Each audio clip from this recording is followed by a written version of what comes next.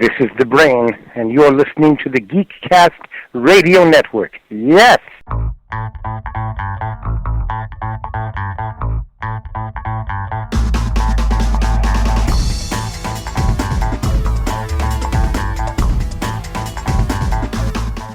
Hello, welcome to episode 209 of the Cinema Geeks. I am one of your Cinema Geeks, Optimus Solo, and joining me today, as the usual, the comic concierge, Dan. Hello. Hey, how's it going? Going well. And today we're going to just keep on trucking through the filmography of Alfred Hitchcock. So you've heard us talk about the 39 Steps, Notorious, Rope, and Strangers on a Train. And now we are going to be talking about the 1954 American crime thriller, Dial M for Murder, obviously directed by Alfred Hitchcock, starring Ray Milland, Grace Kelly, Robert Cummings, Anthony Dawson, and John Williams, among some other minor roles. The plot here is that we have as usual for a Hitchcock film, we have a murder or a plan for a murder involved in the story here, and some individuals that are either trying to get away with murder, trying to frame somebody with murder. It is Dial M for Murder, so it makes sense that we're going to talk about that a lot. So, Dan, I know you said you had watched this once. I think it was like maybe 13 years ago. And then, yes, it was a very long time ago. Gotcha. And then this is the first rewatch since then. So, what was your first reaction to Dial M for Murder on this rewatch? First, I was surprised like how much I remembered. Like with Strangers on a Train, some of it I clicked with me, but with LM for Murder, like once I started watching it, I was like, okay, I remembered a good amount of it. Like I was like, okay, a lot of it stuck with me. And honestly, there's a lot of similarities between between this and this and Strangers on a Train, as well as Rope. You know, like Rope, it's based on a stage play. It takes place primarily in one location, and then also like Strangers on a Train, it has a situation where someone's trying to commit the perfect murder per se. And I really like this once again. I think, even though I didn't like Rope as much, I felt like this felt more claustrophobic than Rope. Even though with Rope we are in one room the entire time, almost always like with one shot. And I also really like the cat and mouse game that's being played here. Like you have, this individual who is angry with his wife who is having an affair, so he wants to kill her, and he goes through this elaborate concept of trying to get that done by going to like an old college friend that he tracks down and follows in some really creepy ways, but try to blackmail him to do it. He thinks he has the perfect plan, but I loved how seeing this guy who thinks he has everything figured out, and how it kind of falls apart, but like him trying to put the pieces back again, and then I don't know. I just found that the machinations of the plot similar to like what I really liked about Strangers on a Train, like where I felt like I understood everything that was happening and the reasoning behind it, and it was just a really like well constructed concept. The same thing here, and having it all take place in one location, obviously being based on a play, you can kind of tell that. But for whatever reason, it felt, I don't know, like we get a little bit of shots outside of it, and we get a couple shots in other locations, but I don't know. I ended up really liking it. How about yourself? Yeah, so this one, again, this was a first time watch for me, so I'd never seen this one before, knew nothing about it. Went in completely blind, and I'm really not familiar too much with the cast as well. Like I know probably, I guess you could say Grace Kelly's the most famous person we have here. Yeah. I would assume the most well known, and I don't know if I've ever seen her in a movie. I don't have her filmography like Yeah. memorized. Or well, I guess I've seen her in Rear Window, so like that's another Hitchcock film. But besides that, like I don't think I've ever seen her hardly in any other film. So it was almost like an introduction to her in a way. But a lot of it has the things that I like. Like I like limited set. I like a limited amount of characters. I like something that's going to be driven a lot on dialogue, which is what you get a lot of times when you have a play that's being, transitioned into a film. What and I think you pointed out a lot of good parallels between this and some of the other Hitchcock films we've talked about, whether it be Rope or Strangers on a Train, probably the most specific ones, because clearly Hitchcock was interested in exploring this whole idea or aspect of, I use the word murder a lot in kind of the first couple sentences I said on the podcast here, but it's not just a murder. He's very intrigued or interested in looking at this whole idea of a perfect murder. And so what we get in a number of these films is a little bit unlike what we see more today, where there's a lot of stuff that is more after the fact. So it's more about like when you watch a lot of TV series or movies that deal with crime and murder and stuff like that, I feel like a lot of it's more on the other side. Like it's solving the crime. It's trying to figure out the aftermath of it. Whereas we get a lot in a couple of these films about the planning of it and the setting up of it and the talking our way through it and trying to think of all the different ways that we're going to protect ourselves against getting caught or whatever the case may be. So I think that's kind of an interesting thing that he's explored. And I think, again, what this one does that Strangers on a Train did as well, to me, that separates both of those films a little bit from Rope is the thrilling aspect or the suspense aspect. I think is, again, on point here. Much like we talked about last episode with Strangers on a Train, because this one had me really not sure what was going to happen next. I wasn't predicting any way that the story was going to go. At one point you're wondering if the murder's going to happen or not. Later on, you're wondering if he's going to get away with it or not. And it just had just enough of like not knowing exactly how this is going to resolve, not knowing how all the pieces are going to come together and is she going to get in trouble or found guilty of this? Is the affair, the love affair with the gentleman, is he going to be involved and get blamed? Is the rightful person going to get blamed? So like there is a lot of that just kind of lends itself to some natural tension and suspense, which I definitely appreciated from that. And the rest of the cast, I didn't know a lot of them. Like I don't know if I've seen Ray Milland in anything. I don't know if I've seen Robert Cummings in anything, but I loved Robert Cummings in this, who plays Mark Halliday, who is the lover, I guess you could say, of Grace Kelly's character, not the husband. And I thought he did phenomenal. Like every time he was on screen, I wanted to see more of him and to see it.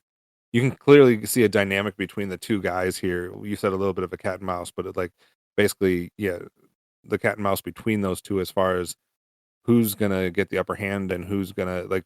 Mark Halliday obviously comes across as someone who's intelligent. He's a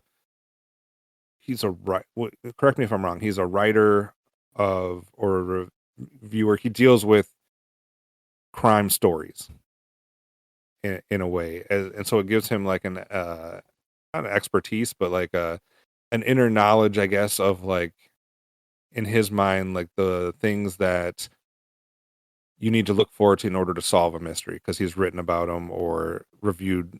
Was he the writer himself of books? Yeah, he was a writer and author Yeah. of crime stories. So you could even say like not like a insert of Alfred Hitchcock, but certainly like one where you could see some parallels, because there was almost like a meta aspect of some of the stuff he was saying, obviously, like where he was talking about, how things never go right and like how like things seem a lot easier in the movies. And then of course he's like, well, in real life things would, every little small things would happen that wouldn't go the way you're expecting. And then right after that is exactly what ends up happening. We see right from her not wanting to stay home that night and like issues with the key.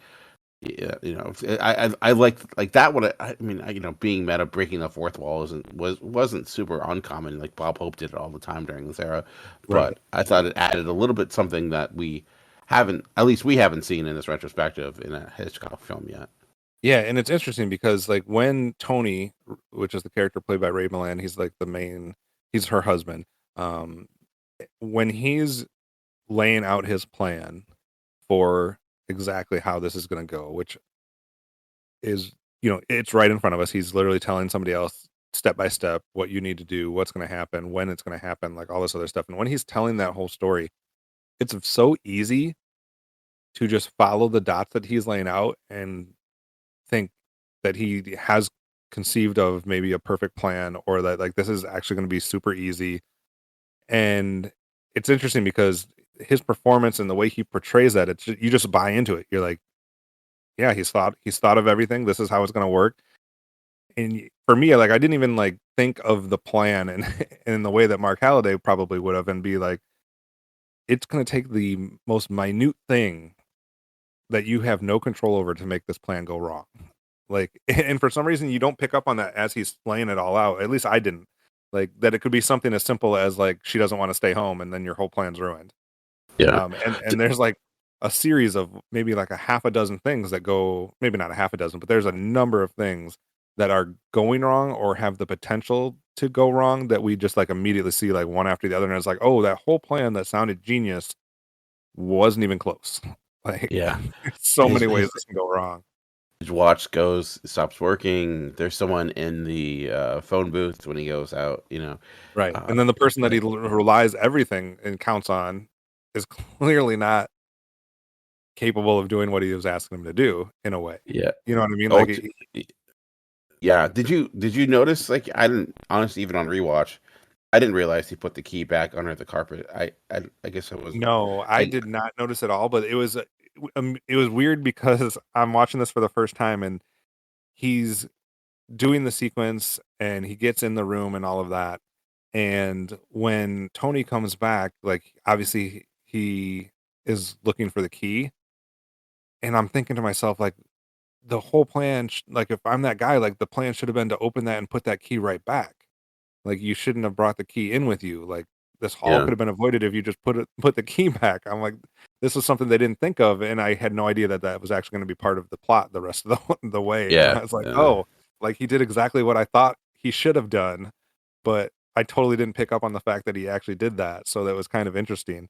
Um, and I just think, I don't know, I do like the way the story unfolds. I like the way that it's like slowly revealed each thing that could go wrong. And then at one point, like the chief inspector in this is an interesting character. Yeah. I don't know 100% how I feel about him as a character or as the performance, because he had me going in different directions. Like I was like, oh, this character is awful and like completely incompetent. But then at the other point, you're like, oh, he's a genius. But then he's not being played as a genius. Like he was almost like the Columbo Yeah. of Yeah. of this, where like he's totally throwing everybody off by coming across as someone who's not really on top of it. So like we basically have Columbo in the chief inspector, and I guess you could call Mark Halliday like Jessica Fletcher, like for Murder She Wrote. Like he's the writer that like is going to be able to solve everything. So it's interesting like that you have sort of those types of structures of characters involved here. Not that that was obviously, this came way before all of that. So, but it was an interesting dynamic, and I don't know what your take of the inspector's character was, but he had me kind of all over the place throughout this movie on if I liked him, didn't like him, thought he was doing a good job, thought he was doing a bad job. Like, what was your take on him? I did like the fact he was very antagonistic, but like in an interesting way. Like he like not, kind of asking all those questions, and like not taking anything. I did feel like the way that they were so accepting that she murdered him without like just without like with not buying her story. Hmm. That was like, I don't know. Like it seems like they're really out to like get her for murder, but I also like thought it made sense in the way they put the pieces together. Like it's like, oh, like and he of course didn't help much. I do think though he does kind of come around, and it does become a bit convenient. There are elements of that, of course, but I thought he was at least a good foil, and I thought the way he seems to be having fun with it in a way. He was very, I don't know, I won't say cartoonish, but certainly like Well, I mean, based on that final shot. yeah, well, yeah, maybe with the with he does got the great mustache. I got to give him that.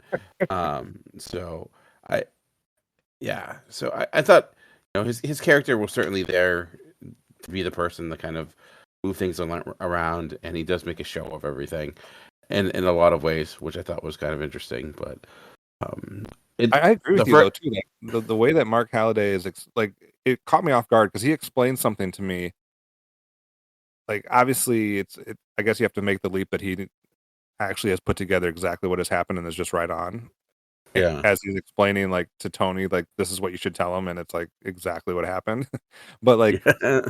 his whole story though, and then when they relay that or say it in front of the inspector, and they all act like this is like the most outlandish, like nobody's gonna believe that this is a crazy story, and I'm like, what part of that story was crazy?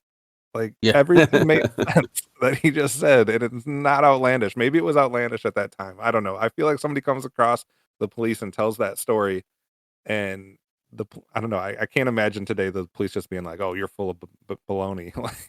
Yeah, Like, "Oh you yeah, would think this he all he would connects." be a little bit more suspicious over the fact that uh like because he knew about the letter, so he kind of knew his wife and him were having that affair, and then he's just like, yeah, we're still friends though, right? We're just gonna. It seems like he would be completely unaware of the animosity that would exist just because of what was happening. It's like, yeah, like you'd want to kill her because of this happening. It's like, yeah, that probably would be a good reason. Or it seems, you put those pieces together. So, What did you uh, think of the interaction between Tony, who's obviously again, we're talking about the husband, the main antagonist in this film, I guess you'd call him. What did you think about his scene with Anthony Dawson's character, who plays Charles Swan, who he hires to do this murder? Then they have a interesting sequence where he invites him over to the whatever we're calling this, the apartment, the flat, the house, whatever they're staying at, and under the auspices of he's trying to buy a car from him, and then kind of weaves his way to like almost entrap him into yeah, like forcing him to be a part of this plan. And it's a similar dynamic to obviously in Strangers on a Train, where we have one person trying to convince another person to be a part of this, but it's not the main character. It's like a side character he's trying to convince, and it's a pretty elongated sequence. A little bit of sometimes you'd get in trouble for that, like these days, where it's like too much of the plot being told between the two characters, I yeah. guess. But what did you think about that whole sequence between those two characters and how it's all laid out? Yeah, I mean, this could easily just be an audio play on it, like, because everything is told through dialogue. Like, you could not even, like, watch the screen and, like, you'd Mhm. get everything because everything is very direct. I thought, like, but I think it works because you have good performances. Mhm. And that whole soliloquy of him going through everything, it made him very conniving. And there's also this running thread of a lot of the movies where I feel like Hitchcock doesn't like this type of intellectual who feels like they're the smartest person in the room and is always talking down to everyone. Because you see those characters a lot in his movies thus far that we've gone over, and they're often, they have this demeanor that seems like they are highfalutin, but obviously really awful human beings. We saw that, of course, with Rope. We even saw that with Strangers on the Train, and now this, of course, because Mhm. Tony is like, he's a tennis pro. And but I thought it was a good, well constructed scene. It put all the pieces together. Everything made sense, and it was the direction of it was like it's a lot happening there, right? Because like you said, it's a lot of dialogue. It's going through a lot of backstory. It's the opposite of show don't tell. It's telling you, not really showing you much. Mhm. But I thought the actors made it work, and even Hitchcock, using not overusing, camera movements, keeping never became a distraction. Like you felt you were Right. in the room with them. So I think and I it think also that's yeah. Go ahead. I think it also helped because we not only are convinced because of Tony's kind of uh, delivery of like how much he's thought of this, but then it also then brings in this Swan character who is raising his own questions, like, have you thought of this? Or you forgot about this, or this detail is going to screw you up. So it even adds another layer to convince you that like this is almost foolproof, just to Yeah. completely deconstruct that immediately like 17 times in the next like 10 minutes after that. So it's like it's interesting though, like I think that sequence does a good job of just like cementing that this is actually a legit fail-safe plan, that all of the contingencies have been thought of, and I bought into it hook, line, and sinker like an idiot, not even like thinking like how many holes there was. And I thought it was like a genius way to kind of like it's not just one guy that thinks he knows all the answers. We have another guy that's then questioning him, and they're still showing that like everything's been thought of. And I thought that was an interesting way to kind of like build that up in a way that like as it gets deconstructed, it makes it like even that much more effective to me, I think. Yeah, that's a good point. Yeah, I think it that was a good way of approaching it, and I think that scene it has to work because if it doesn't work, nothing that comes next is going to, Right. uh, and it kind of sets the stage, and that really is the scene. This movie is really like three scenes for the most part. I mean, you get the opening, that is the bulk of the film, and then of course you have the murder scene, and then the fallout, and it With the is Spectre, yeah. yeah, it is a lot of long prolonged scenes. And it's just interesting watching this after Rope and how we both didn't like it as much, and just trying to figure out like what worked here more. I think it just came down to the characters and the dynamic, it being a bit more compelling, and obviously and feeling like there was the direction like made me feel more part of the film where I wasn't distracted. Right. It didn't. I never felt like it movie never made itself aware, make it like self aware. It was a movie, even though it did have like some of the kind of close to meta jokes when it came to like the author talking about how you do crime film. But it's just there is Yeah. clearly a lot of connecting tissue between all the movies we've gotten so far. Well, and it's also interesting because so far in all three of those films, well, really in every film except for Notorious, every film has had the one of the main, I guess, murders or deaths happen very quickly. Yeah, Even 39 Steps, the girl's killed in the apartment, like in the first quarter of the film, right? Like that sets up the stage for everything. Rope, it's like the opening sequence. Strangers on a Train, it happens in the first third. This one, it happens, probably right around the third mark. So it's interesting how they do that, but then each film has a completely different way to then navigate the rest of the story or the rest of the film.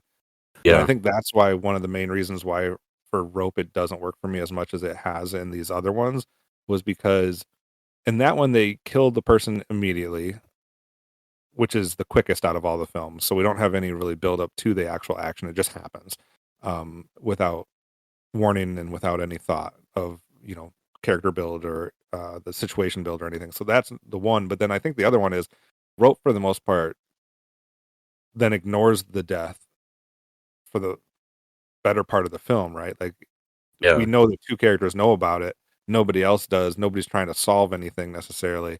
And it just kind of like continues on with like not the death being like the main crux, I think, for me. Whereas all these other ones, it has been like the one, in 39 Steps, he's trying to prove his innocence. He's on the run. Like it's a big part of the rest of the film.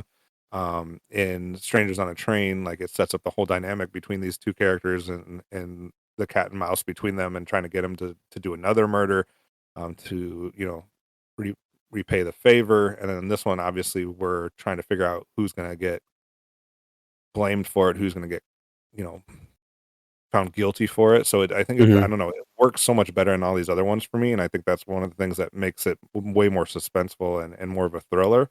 Not that I want to keep like piling on Rope. It's not like the worst movie ever or anything like that. No, But I it's just just yeah, it's definitely it's just because it's the you know um ugly duckling of the what we right. watched so far. But it's just interesting comparing it. But it's also interesting, like with all the murders that are such a central focus, is that what they're 39 Steps was probably the murder that had the most stakes because it was dealing with espionage, and I guess Mhm. Notorious didn't necessarily have a central murder, but like the other ones, it's not over money. It's not it's always based upon love affairs, and like Yeah. that it's always that is leading to the murder thus far. And it's never which is because you think of obviously this is a time of a lot of crime films and things like that, but all these murders are based upon personal relationships, or in the case of Rope, just the desire to do it. Like it's the murder itself, what that is, that kind of thing they're trying to achieve, rather not necessarily out of something that is like more Right. materialistic. So Yeah, and it like makes it harder to relate to in a way too, because yeah, you're like I can't relate to the college, yeah, the college kid who's just trying to prove he can commit the perfect murder compared to somebody who is, their spouse is cheating on them, or their Yeah. spouse is kind of like holding them ransom for moving on with their life, or things of that nature. So I think it's harder, on one, just to like relate and like put yourself in that story. It seems like it's artificial from the get-go in a way, unless you're talking about something like, a true, like it seems like that only works if you're dealing with somebody that's like a serial killer or something like Yeah. that, where there's no like, like a Silence of the Lambs or something, like, then it's a whole different ball game. But I do find it interesting how he's played with the idea of a perfect murder from a couple different angles here. Yeah. To try to see if it does, if it's a thing, does it exist? Can you achieve it? Type thing. He was obviously curious, or found it as an interesting subject matter for a number of his films so far. So it's kind of interesting to see him explore it, I guess, in a yet another different way in Dial M for Murder. Yeah. What did you think of the? So obviously we do have the inspector, and we do have the Swan character who commits the murder, or attempts to commit the murder, I guess I could say. What did you think of the main three, though? So we have Tony and Margot and Mark as like the main three characters. It's like a trio there, not just in the love triangle aspect, but in the fact that they are in every scene has one of them in it. And how do you think that trio? Do you think they worked together? Do you think their chemistry was there? Do you think they kind of balanced each other out? Did one stand out more than another for you, or kind of how did you feel like from the main three actors and actress, how they worked? I thought Grace Kelly and Robert Cummings had pretty good chemistry. Like we only, we see them in that opening scene together, and they do feel like, they're really, you can see, they feel like two people that could possibly be in love. And Yeah. then even when they're in the scene and they're with Tony Ray in that scene together, where they're sitting on the couch and he's behind them, it's just, there's this, even though it's not really directed, there's this weird tension, like where you could just, like, everyone in the room knows what the situation is, and I thought they kind of played that well. I do wish Grace Kelly got a bit more to do. Obviously, she's absent for a good chunk of the film because she ends up getting arrested and whatnot. But I thought, like, she gave you that. I mean, it obviously, it's this time where the woman's always the victim, but that is the case here, where but she also, I think, seeing her being able to, overcome the perfect murder, because, she literally takes things into her own hands. So I thought the chemistry was good where it shouldn't be, and then she didn't really have much chemistry with Tony at all. Right. But that was purposeful, of course. They Yeah. didn't feel like like, I don't know, they didn't connect whatsoever. So I thought them together was, again, a big part of what worked for me. Yeah, I think you hit it right in the head, and I didn't even think about that beforehand. But the chemistry between Kelly and Cummings, like, they made that 100% believable that that was a true relationship, and that each one truly felt for the other person, and that there was like a love connection, which makes that work because you're always trying to figure out, like, from the Mark Halliday character standpoint, how he's going to walk the line in all Hmm. of these sequences where he's in the same room, or out, in a social setting with Tony, hearing about things that's happening to Margot. He can't overplay his hand necessarily. Like, he can't do what he probably wants to do inside to make sure she's okay, and to like do all these different things. So it's like an interesting way that he's playing that, and I think it makes it like 100% believable, because you can like see it in his face. Like, even when Tony leaves the stag party or whatever you called it, and Mark can kind of tell that something's wrong, but he also, and you can tell that he like wants to know and wants to be there for her, but at the same time, he knows he has to play his part at this point. And so I thought that was an interesting dynamic, and I think it really worked, like you said, like, because you could see that if there had been chemistry between Margot and Tony's character, they don't play it in this sequence, Yeah. because by that point the love is gone between those two. So I thought they did a nice job of making that all very believable. Do you know what he was making her like when she was doing the clippings? Was she like cutting out stories about him in the paper, like, and collecting them? Because, like, that is kind of a crummy thing to do. It's like, okay, well, if you stay here, collect stories, cut out newspaper articles about me, I'm going to go out and have fun with my friends, like that. It's like, man, you are a jerk, man. But Yeah, that whole sequence where he's like freaking out because she's not wanting to stay home yeah, was hard to like. It was a hard one, because you're like, how are you gonna get through this? Because it's weird when your only play is like stay home and clip these things out and do, like it wasn't like it was a weird sell, like, and Yeah, then she went for it because I guess it's a movie and she has to. But it was like I don't know if that was the yeah, most convincing pitch you just gave her on why she should stay home. So yeah. At first, like it had me thinking. I was like, wait, did she and Mark have something planned? That's why she wanted to go out. Like that, almost like the way she was so insistent about it. Like, was she thinking about?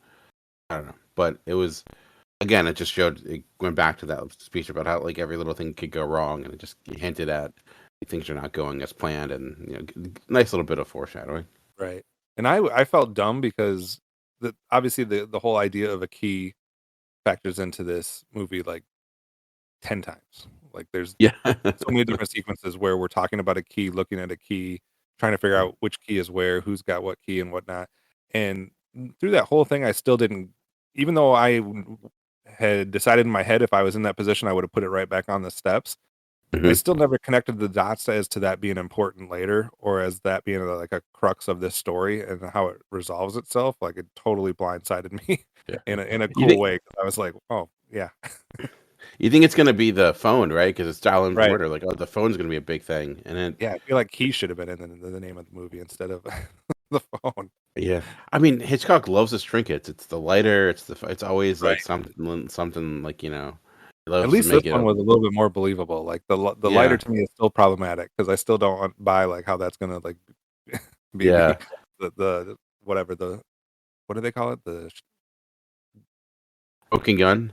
Yes, the smoking gun. Thank you. I was like, it's Yeah, got a gun in it. The phrase I'm looking for has a yeah. gun in it. Is this the most Hitchcockian film we've seen so far? So what I'm saying by that is, I think outside of having a mother involved, it hits almost everything else. So Yeah. we have the Hitchcock blonde here. We have the person that is being thought of as guilty who is not. It's a little bit of a different take on that because she's guilty and then taken out of the movie for a minute, and it's somebody else that's trying to like show her innocence.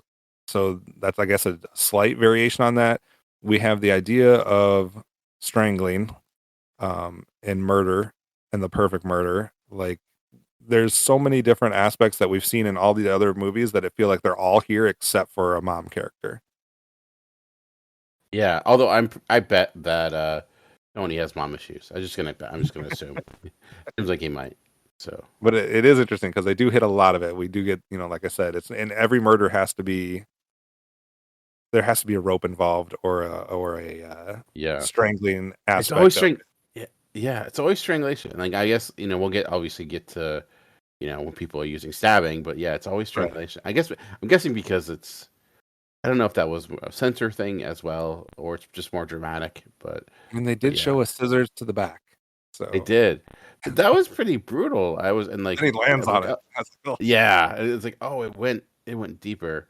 And Uh, it seemed like they somehow did that with the way they filmed that looked like it actually did go deeper. yeah, Like, I don't know, and even though you can't see it. I'm guessing maybe it was a dummy, or I think maybe the jacket had padding on it or something like that. Would be my guess. It was interesting. I did And not the, see that coming at first. and there was a nice little line too about I thought there'd be more blood, and I was like, I wonder if that's like Hitchcock saying, speaking about the censorship of the day, where it's like very limited on like if he showed more blood, they wouldn't let him make it, and I don't know if that was a purposeful line or if that was just a throwaway. I don't know. Yeah, it definitely seems like, I don't know. I feel like this movie, from beginning to end, just feels, I don't know, it feels like a complete movie to me. Not that the other ones aren't, they all are, but like something about this one just felt like, I don't know, like everything was exactly how it was supposed to be, and it felt like, I made a comment, I think, when we were watching Strangers on a Train, that I felt like we had leveled up to like a new quality of movies, and like hmm I feel like this one does the same thing. Like it's like this is a movie through and through. Like I can see exactly how this would work at that time period with everything that's involved. Like I don't know, like I can't find a ton to say in a negative manner for this one. I'm not saying it's like the favorite one that I've watched so far. I don't know. I'm still debating that in my head. But Yeah, like it just felt like there wasn't a whole lot of like things you could really nitpick outside of the fact that it does come across a little bit, especially with the professor, or not the professor, the inspector, Yeah. as if you're watching someone on stage with, and typically Mhm. when you're on a stage, you're going to overact in certain ways, or you're going to be a little bit more melodramatic, or that type of thing. So you can see like some hints of that, which I guess makes sense since it's being adapted from a stage play. But what was your kind of take on just the overall structure and execution of the film as a film, if that I makes think it sense? feels very, very confident in itself. Like it feels like a movie that, like it's like I said, like there's so much on the dialogue, there's so much placed on the actors, and Hitchcock trusted the actors to get it done. And I think if you had lesser actors or people who were, and like each actor, I think it's also great casting, because I do feel like they fit those roles well. And even if it was a little not as strong in any area, the movie comes apart. And because a lot of it, like we mentioned, is you need those characters to have chemistry, because if they don't have chemistry early on, like that, then doesn't really have much. And you need kind of Grace Kelly and Ray Miller to have kind of an awkward relationship, and that comes to play. And even the actor who was the murderer, he like it felt a bit like he felt like a con man, like again, and the way it was approached. So I thought it was done like it is a lot of dialogue. It does take its time to kind of explain everything, and maybe it gets more complex, and not more complex may not be the right word, but it does, it's maybe a little bit in love with itself a bit, and like how it likes to like explain everything. But I was fascinated by it. I enjoyed just the creation of the, like, how everything came together, and then trying to find a way to figure out actually what happened, and seeing everyone try to like approach it a different way, and how a little thing like a key comes into play. So I Yeah. thought it all worked for me. And I think it also did what a lot of the other films have done for me so far, which is it grabbed my interest almost from, the first scene, or the first like Yeah. few minutes type thing. Like it had my attention, and I think it worked at a pace where I never had a time where I was like thinking about something else other than the movie. Like it didn't have those like lulls where you're taken Mhm. out of the movie, or where something, like, I thought the pace was quick enough and there was enough to like be interested in, that like once it hooked me, I was just like, I'm not gonna try to say like on this, edge of my seat or something like that, but it was Yeah. just something that I was like, still, I'm interested in every sequence and how this is playing out. And I thought that is something that I've noticed on quite a few of his films, is it gets you early, and then it moves at a brisk enough pace where I feel like there wasn't a time for you to be like, oh, I'm Yeah. falling And asleep. Yeah. an effective score too. Like there wasn't a lot of score, and right, because like we mentioned, it's a lot of conversations, but especially when we see the attempted murder take place. Well, I guess it came in at the right moments, and it exaggerated those pieces as much as it should. So we even talked about scores a lot with this, but Right. this one I just didn't really notice them that much, but for this I did, because there was so much conversation when it was quiet. It was a bit off, and the score became that much more noticeable. Totally get that. Yeah. And then it's somewhat surprising to me. I think this is one of the lower rated ones. Like on Rotten Tomatoes, it has a 90%, which I know is still good. I want to say most of the other ones have been higher than that. I don't have them in front of me to like compare. And then the consensus on that site is Dial M for Murder, maybe slightly off peak Hitchcock, which it's surprising me that to hear that. And then there's quite a few negative um, reviews that are more modern, I guess, that people have written about it, which surprises me a little bit. Like one of them says, like the chief weakness is that the action is slow. It is slow, but I mean, I guess, but if it isn't like, but I didn't mind it. I felt it I was, guess the action may be slow. I guess it depends on what you're looking for. Like I don't yeah, consider a lot of dialogue to me to be slow necessarily, depending on how the dialogue's delivered and what it is, I guess. But I don't know. I guess I yeah, never felt it was slow going through there, but I guess you can see that it's somewhat, as far as like there's not a ton that happens action wise outside of yeah, dialogue. Like there's a trip yeah, to a party, and there's a murder attempt, and then yeah, there's the inspector trying to solve things, but there's not a whole lot of action that's going to take place from the beginning to the end. So no, I guess I can see it if that's what you're looking for and you're needing something that's like going to go go go, but I felt Yeah, like it's fine for me.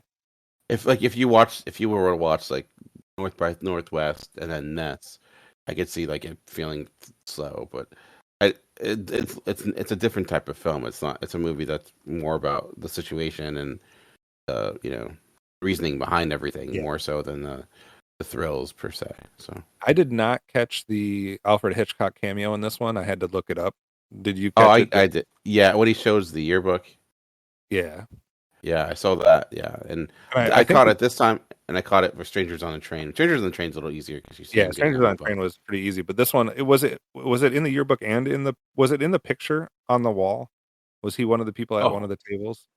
yes, that's it. It was not the yearbook. Okay. It was a picture on the Okay. wall. Yes, yeah, Yeah, yeah, yeah, yeah. yeah. So I did not catch that because I was looking for like an actual like person that was moving around, and I'm like, well, there's nobody else in this film. Like we've met everybody except for I guess I was like, do I need to go back to that party that they were at that they Yeah. showed like a few tables? Is he at there somewhere? But yeah, it's just on the picture on the wall. So clever Hitchcock.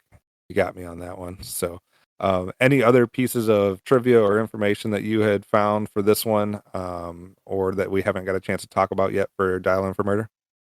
What's interesting was actually speaking. We were talking about how it's a lot of conversation. It was actually originally slated to be a 3D film. Like it was Hmm. they wanted to make it and put it in 3D. But like by the time it came out, 3D was kind of came and gone, as if we kind of knew that was going to happen yet again.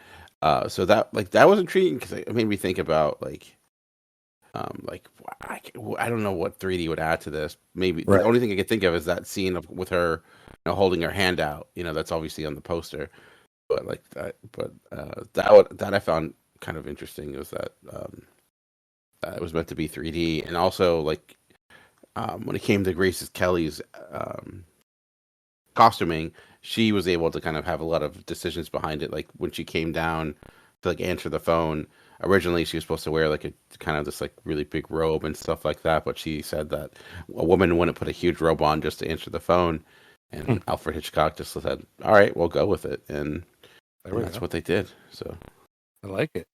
So, yep, that is the latest movie that we've been talking about, which is Dial M for Murder, and our thoughts on that. If you agree or disagree, you can leave us comments on the website or in any of our social media, which we'll get to in a few minutes. Now, Dan, we are going into the stage because this is what the fifth or sixth film we've covered. I can't remember now. So 39 Steps, Notorious, Strangers on the Train, Rope, and Dial In for Murder. So this is number 5. So we're next going into what I think many would consider be the big 2. So the next one on the schedule is going to be Rear Window, and then after that is Vertigo. So obviously we've both seen both of those films. So it'll be interesting because this will be the first time that we're both doing, I guess, more recent rewatches of this with some history to go along with it. So I'm interested to see because I know leading up to this, I've always been someone who's championed Rear Window over Vertigo, and I'm interested to see if that holds true as we watch them the next couple weeks, or if I switch. Have you been in one camp or the other in the past, or do you just like both of them equally? I always been more Rear Window. When I first watched Vertigo, I wasn't the biggest fan of it. Okay, Like that's I think, interesting. Neither was I actually, so that's interesting.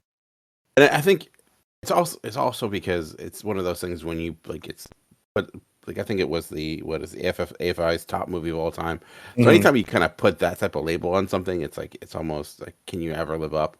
But that was also again like 13 years ago. So Yeah, I mean but I loved Weird Window when I first saw it. So I'm interested to see like what it's like now rewatching it again, especially after kind of going through so many of these films beforehand, like how it compares to what we saw so yeah. far. I'm very interested to watch them in this context because once upon a time, my mom and I were trying to go through some of the AFI Top 100 lists, and we watched a number of the classics. And we had watched, I think that was the first time I had watched Vertigo. And at first, I was like, I don't get it.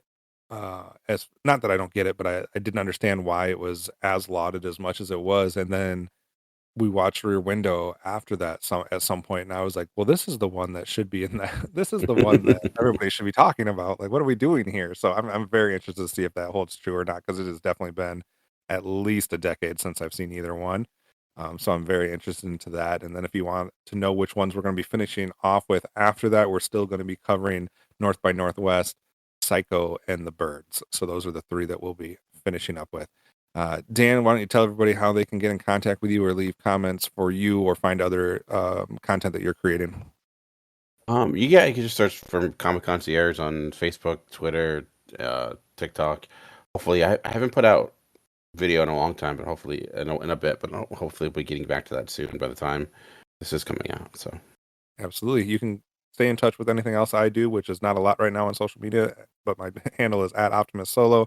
Or you can look at some of the other content I've created at the Geek Showcase on YouTube.